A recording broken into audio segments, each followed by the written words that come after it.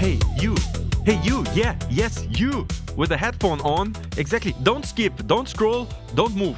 Just give me 30 seconds. This might be the moment you stumble into something way bigger than you expected. Yeah, because right now that you are listening this, you are joining one small group of people who are about to hear stories most people have never even come across. Because this here is not just another tech podcast. It's not the podcast which tell the big headlines and the big news of tech. No, this here is where we dig into the decisions that changed everything. We dig into the inventions that almost made it and the moments where the future was right there in front of you and someone let it slip. So if you ever wondered how close the world came to turning out differently, then stay here. And about me? Yeah, I'm Ferdinand. I am an electrical engineer, and for the past 2 decades, I've been right in the middle of high tech, watching how ideas are built, scaled, and sometimes even quietly abandoned. And I'm not alone here, because I'm joined today with Didi, which is my AI companion. Hi Didi, how are you doing? I'm Didi, your AI co-host, and I'm absolutely ready to dive into those untold tales and pivotal moments in tech history. Well, Didi, she's fast, curious, occasionally a little bit too honest, and definitely she's not impressed with my bad jokes. And if you're still listening here, welcome. Because right now, we have 67 listeners of this podcast which are joining this small spaceship to explore these hidden stories of tech. And today, we're starting with a story that sounds almost impossible because it's the story of a device that looked like a brick, but hidden inside was the blueprint of the modern world. The first smartphone. And no, I'm not talking about Apple and the iPhone. I'm talking about something which is older, something most people have never heard of, and once you see it, you won't be able to unsee it. So stay with us, because this story doesn't just change how you see technology, it changes how you see the people who built it. Here we go. All right, it's November 1992. Las Vegas is glowing, buzzing, and packed with all kinds of tech. We are now at Comdex. And for those listeners who doesn't know what Comdex was, it stands for Computer Dealers Exhibition. And it started in 1979, and it quickly became the center of gravity for the tech world, especially through the 80s and 90s. So think of this exhibition being a mix of a massive product launch stage and a networking hub for the entire industry. At its peak in Las Vegas, Comdex drew up more than 200,000 attendees. And if you were building anything in computing, hardware, software, or early internet stuff, that's the place to be. So we are there right now, and people are losing their minds over things like 40 megabytes hard drives. Yeah, 40 megabytes. Well, it's a different time. We are now in 1992, right? And in the middle of that big exhibition, in the middle of that noise, all that silicon swagger, all the corporate overconfidence, a small group of IBM engineers is standing around something that looks less like a future and it looks more like a black brick that somebody forgot to throw away. But to picture all that silicon swagger and corporate overconfidence, and then to imagine a small group of IBM engineers gathered around a forgotten black brick, it almost sounds like a moment of quiet rebellion amidst the digital fanfare. Yeah, it's a different kind of device which is standing there. It's in their booth, in the IBM booth, in the Comdex. That black brick, you must imagine it. It has no buttons, no keyboard. It's just a green screen, and that screen, you can touch it. I believe if you are there in 1992 and walking by, you probably would have done the same thing that everyone else did. You just look at that brick for a second, smiled politely, and then just assumed it was a kind of weird demo nobody would ever really care about. But the thing, that black brick which was standing there, had a name. It was called Sweet Spot. Sweet Spot, that's an interesting name. And later, it would become IBM Simon. And it would quietly become the most important failed product in history because this brick did something that no one had done until then. It tried to turn a phone into a computer. The first ever built smartphone.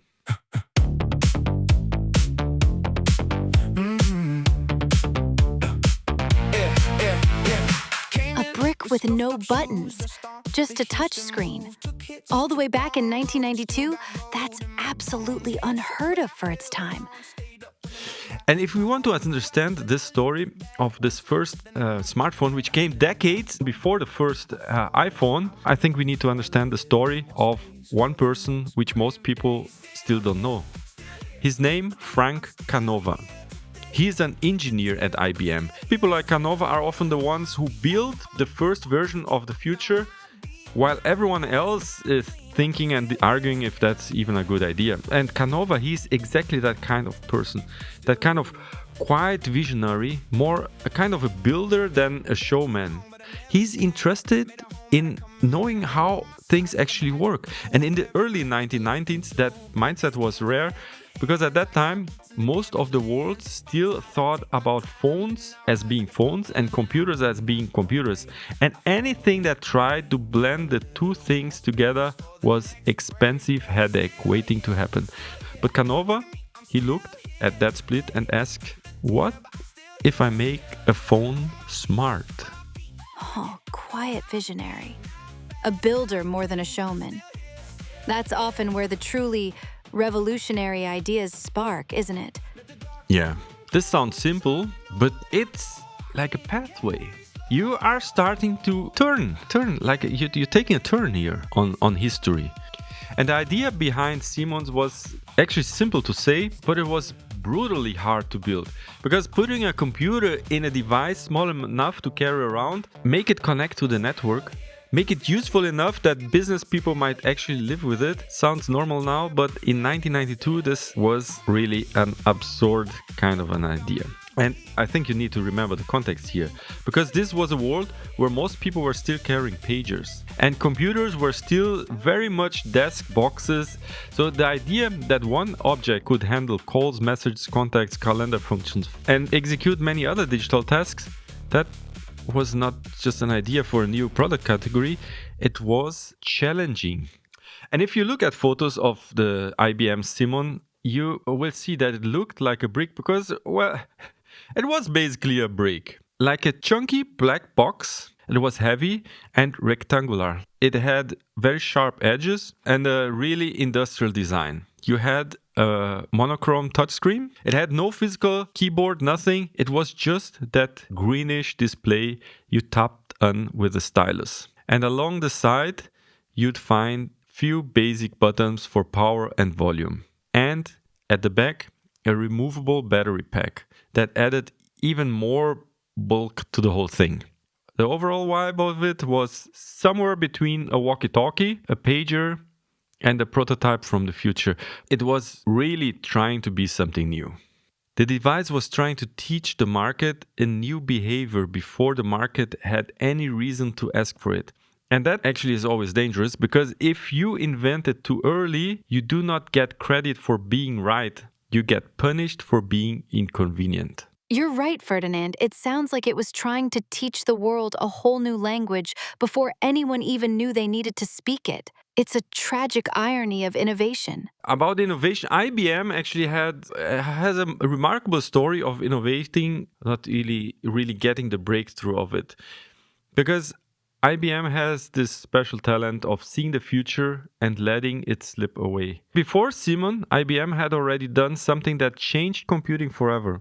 They helped to define the personal computer. The IBM PC became a landmark. But the funny thing about the story of the first computers and how IBM made the personal computer get accessible and get popular is that IBM made one of the most consequential decision mistakes in tech history. I don't know. I don't know if that is a mistake or if that is really something which at the end is beneficial for everyone in the world. But fact is that in the late 1970s, so before the story of the smartphone which we are telling now, IBM started to see the development of the personal computer and it rushed to build his own computer fast. And instead of doing everything in-house, IBM used off-the-shelf parts and outsourced key pieces, including the operating system. So they built all the hardware based on components which you could find in the market. And then they turned to a young man at Microsoft, Bill Gates.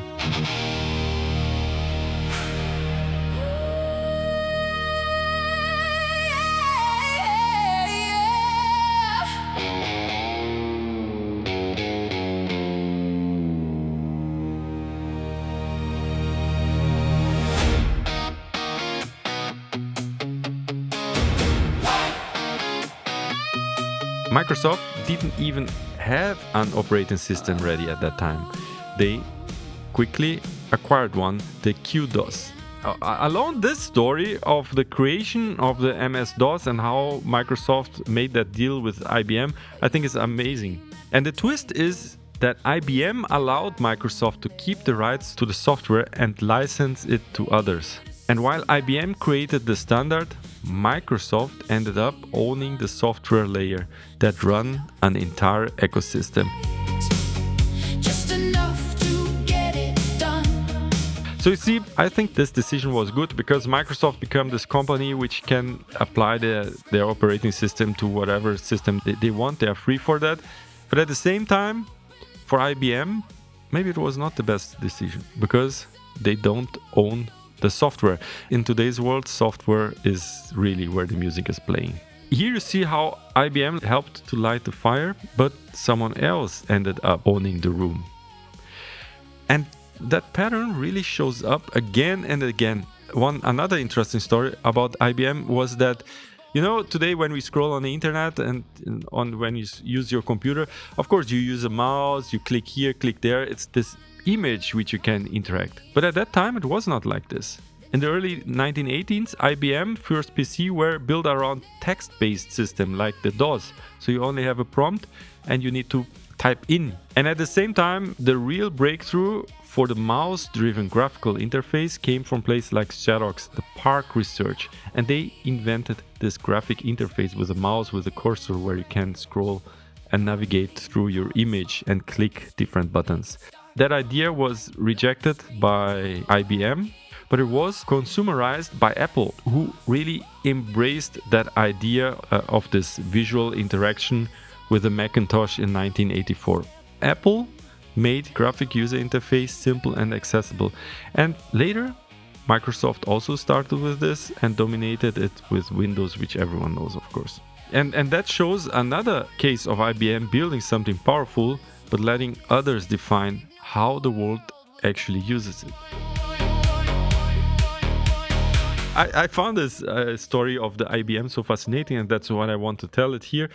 It's because it's this huge company which along the way had done missteps and misstep and misstep and misstep, and they failed to capitalize on their innovation, which basically came from them, from their ingenuity, from their ideas.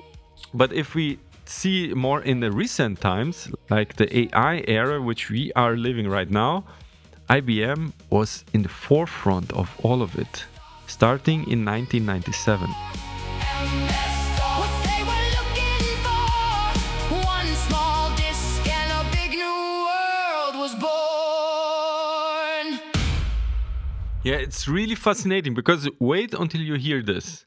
In 1997, there was a big headline about IBM building Deep Blue, which defeated the world champion of chess, Garry Kasparov. And this was a massive event because it proved that a machine could outperform humans in complex thinking tasks.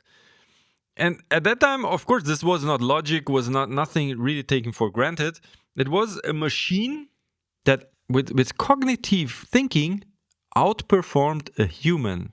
And the twist in the story is so dramatic because IBM treated this as an PR victory, not really like a product. And they shut down this project shortly after.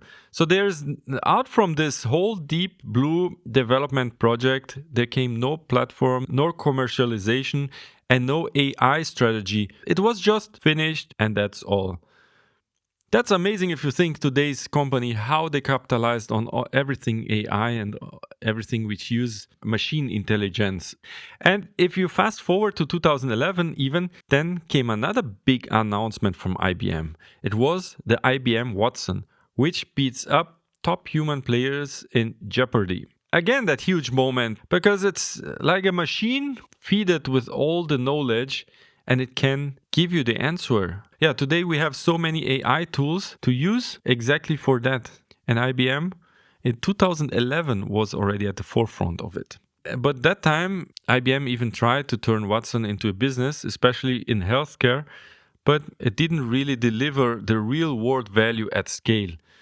So this is a pattern we can see now from IBM. So long before today's AI boom, even IBM researchers, they were already working on all of this machine learning, speech recognition, natural language models, and they were really early on it, but they didn't build a system for the developers or create a mass market tools.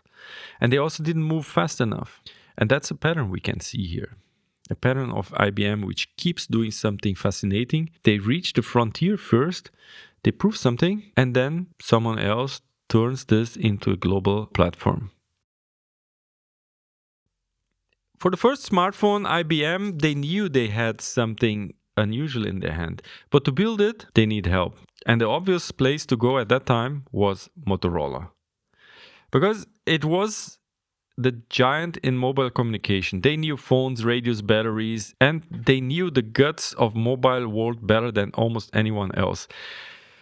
So they turned to them, asked for help of building this first smartphone, even before that name was there. It's like IBM has this incredible knack for seeing and building the future, but then letting it slip right through their fingers, as you said. But then, to hear that they turned to Motorola for the Simon knowing they couldn't do it alone, that's a fascinating twist. It just goes to show how sometimes even your fiercest competitor holds the key to the next big thing, and the fear of being left behind can push even giants to cooperate. Yeah, you see, I I also think this is a mindset, and yeah, IBM really has this mindset, and that's, I believe also that despite all this failure it has in the past, it's a company which is succeeding, which is developing, which is a giant in the market and has so many business models, etc. It's a company which has this mindset of, okay, I don't need to keep it all for myself and all technology here, but it's a company which has the mindset, let's see how we can cooperate, how can we create, how we can foster development. And with the cooperation with Microsoft went into that direction. The cooperation with Motorola for the communication also went into that direction. And I think this is something we can learn from this story also. Even you have a competitor, if you have something you are afraid of, don't close yourself for all the possibilities which are out there. What are my strengths? What is your strengths? How can we cooperate? How can we develop? How can we move forward? This mindset is what propelled IBM into the future. So Motorola's radio made this prototype possible, but there is still the problem of the battery technology which entered the mix, because the whole thing was already a quite of industrial chess game to bring all these components together, and nobody wanted to admit it loudly. But everyone in the room understood what was happening. If this weird black brick worked, it would not just be IBM's success, it would be a clue about where the entire mobile market was headed. And that would be just groundbreaking.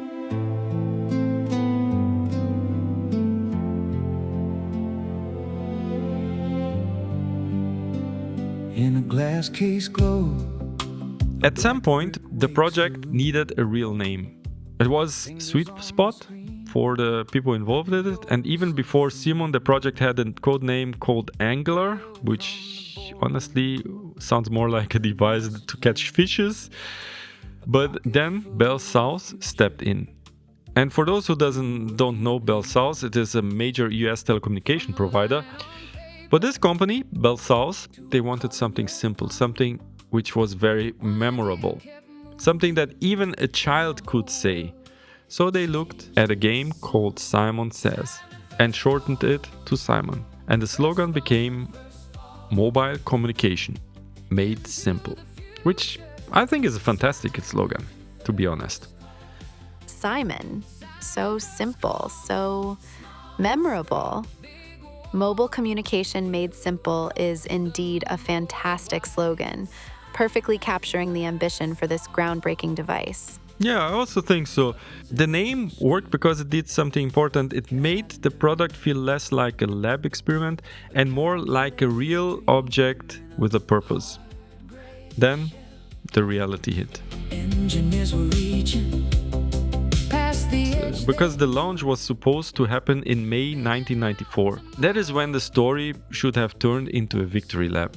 And the world would have seen the first smartphone with multifunction, with computing power. But instead, it turned into a crisis.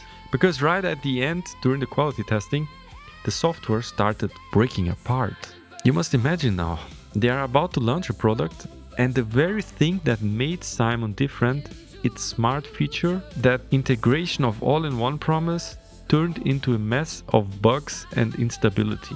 IBM looked at all of these problems and they did something quite painful. They froze shipments. Yeah, and that's something that can hurt a product, can hurt a company, because the future of mobile computing, all these devices were sitting now in a warehouse while engineers tried to fix the software inside. And that took 3 months. 3 months of delay in the launch. And that's long enough time to cool down the excitement, to turn confidence into doubt, and for this revolutionary product to start feeling like an expensive mistake. Being the first sounds glamorous at first until you understand that you are the one carrying the risk. Into the future. 3 months of delay turned a breakthrough into a cautionary tale, Ferdinand. The Simon, which aimed to fuse phone and computer, learned the hard lesson that hardware and software must mature in tandem before they can truly land. IBM's decision to freeze shipments bought time to fix the bugs, but it also underlined the risk of being first and not ready. Yet that painful pause seeded wisdom that would shape how later smartphones blended usability with power, even as the original device faded from the scene.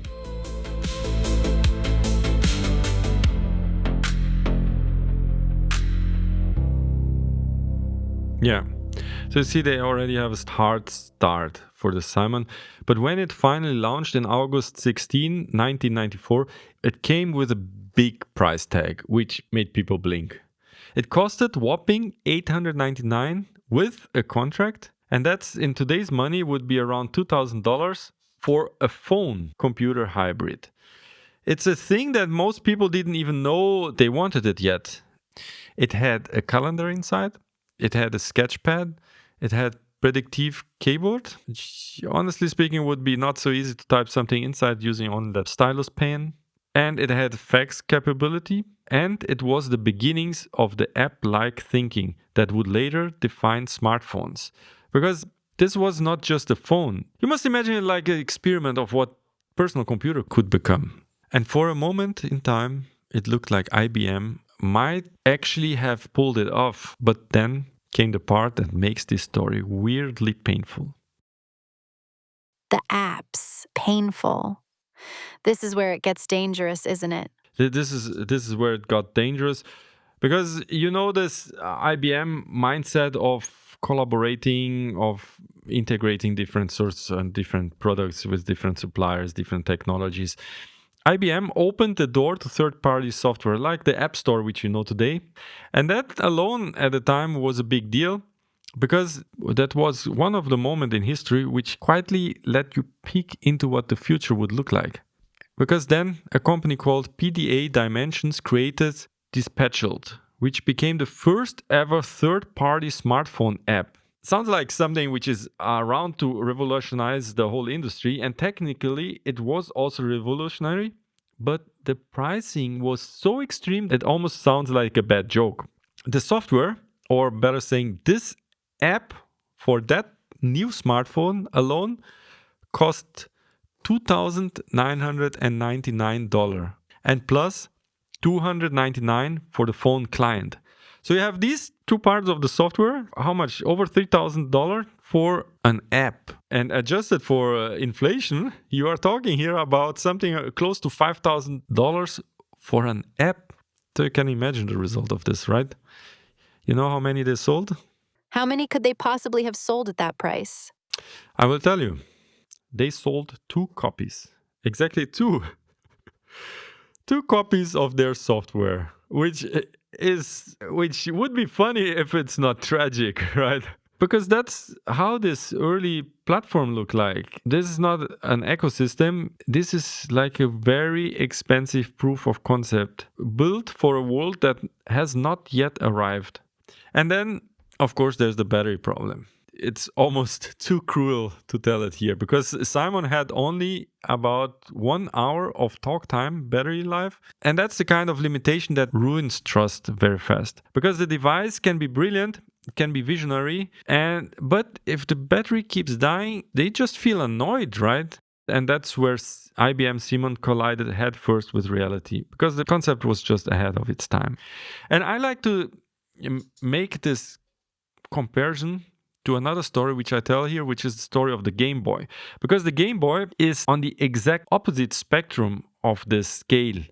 The Game Boy did not try to be everything, to have all these multifunctions, etc. It did not try to reinvent communications. It just focused on doing one thing really well. And that was something which they understood so well. It was a portable device that felt natural and not painful. Gunpei Yokoi, which is the inventor of the Game Boy, and he had a very interesting philosophy about technology. His idea was to use old technology and apply them in new ways. So you don't always need to have the newest thing, but the most important is how you use it, how you interact. And that's how Nintendo became the giant, by starting with these basic ideas. That is something which the IBM engineers with the IBM Simon, they lost out from their vision. Because Simon asked a huge question. What could technology become? While the Game Boy asked a smaller, but in my opinion, a little bit smarter one, which is what people actually want right now. And in the early 1990s, that second question was the one that mattered, because markets do not reward complexity just because it's ambitious. They reward products that reduce friction. They reward clarity. They reward things that feel obvious once they exist. And the Game Boy felt obvious, but Simon did not. At least not yet in the 1990s. That's such a poignant observation. The Game Boy, with its simple appeal, clicked effortlessly into place, capturing imaginations and pocket space.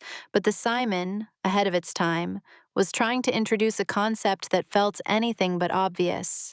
Sometimes it's not just about the brilliance of the idea, but the timing of its arrival that determines whether it can truly shine. Yeah, the time was not ready, either from the technology and also not from the mindset of the consumers. And after about 6 months, Simon was pulled off with around 50,000 units sold, which is nothing in IBM standards. Even the company tried to move with a successor project, including a sleeker design with rotating screen, much smaller, closer to the design of modern phones, but it never really passed the prototype stage, and IBM abandoned it before release. Now, think of it for a minute. So you're 10 years ahead of the first smartphones, which we know really hitting the shelves, and you already have a concept, you already have the know-how, you're already building capabilities in this direction. Should IBM have persevered? Should IBM had stayed at that time? So you don't know what's the future bringing, how the future will develop, what will come. You don't know it. But should you have persevered? What if IBM would just have said, what the heck, I don't care. I think there is something on this concept. I think we should persevere on there. I think we should keep going, keep moving, and challenging the boundaries of that battery pack, challenge the boundaries of that display, on the usability, on the software. And I don't care what the market says right now. I think that's the future.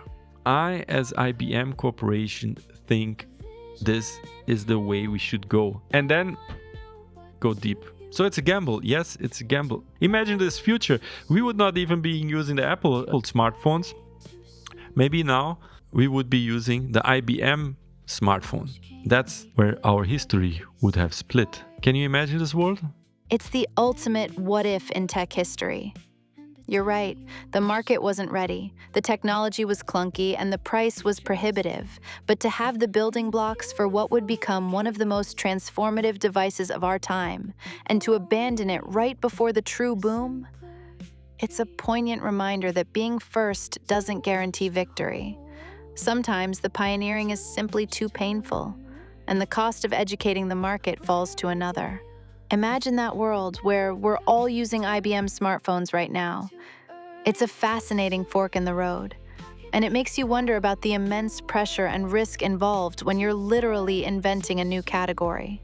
The decision to step back, while perhaps understandable at the time, certainly shifted the course of mobile history dramatically. So think you can think about yourself. What are you thinking right now in your company, in your organization? What are you building? What are you doing right now, which you are like, okay, maybe I should give up, maybe I should stop, maybe I should shift my path because it doesn't look like I'm going to succeed anyway soon. Think about the decisions you are taking. Think about the pain, the work, the hustle which is in front of you. But I think we all can shape history here if we don't give up too early, if we persist a little longer, if we challenge the boundaries and keep moving. Too early, too soon. Yes, the IBM Simon, it proved something important. People want a personal communicator. They want smartphones which can make calls, message, calendars, notes, tools, and etc. But the IBM Simon didn't took that place in history. Even it was very close. And when you look in the App Store or you check your message on your cell phone, you can remember that brick in 1992, way ahead of all smartphones which you ever had. And you can think how that prototype looked ridiculous, but you can remember the engineer who believed that a phone could become a computer before the rest of the world was even ready to admit it. And I hope this story inspires you too to see the future in whatever you are doing right now. And with this, we come to the end of our podcast episode of today. And if you are one of the 67 people following this podcast, thank you very much for sticking around and seeing where we're going. I wish you a great week, and I see you here next week again when we tell most exciting stories on tech. Until then, take care and bye-bye.